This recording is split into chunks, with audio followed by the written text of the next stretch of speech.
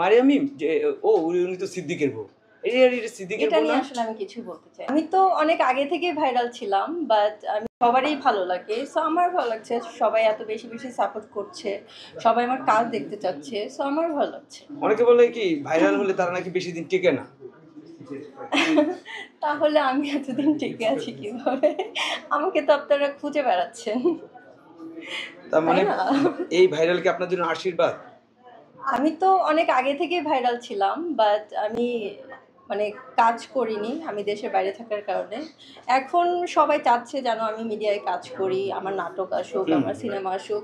আপনারাও চাচ্ছেন, আর আমার ফ্যান ফলোয়ার যারা আছে তারাও চাচ্ছে। সো আমি ওদের জন্যই এখন কাজ করতে চাই। আমি এর মধ্যে আমার কোনো কাজ করার ইচ্ছাই ছিল না, প্ল্যানিংই ছিল না।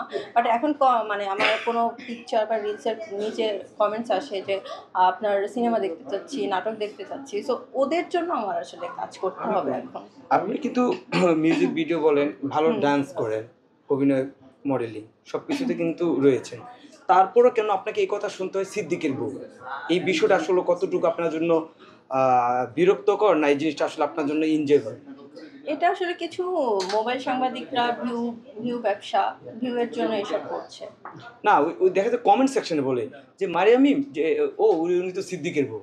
এটা সিদ্দিকের এটা বউ নিয়ে না? আসলে আমি কিছু বলতে চাই না। না, এই জিনিসটা পরিচিতি দেয় নাকি আসলে আপনাকে বিভ্রান্ত করে?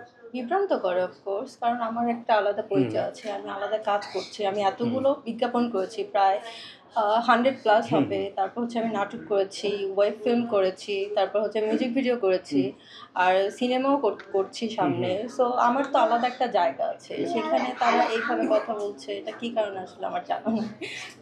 না, ঠিক আছে যে আগে ওই পরিচয় আপনার পরিচিত হতে হতো, এখন যেহেতু বেশ ভাইরাল আপনি, হুম। অনেক পরিচিত বেড়ে গেছে। এই অবস্থানটা ধরে রাখার জন্য কি মানে করার পরিকল্পনা রয়েছে আপনার? কাজ দিয়ে আরো দর্শকের সামনে আসতে চাই।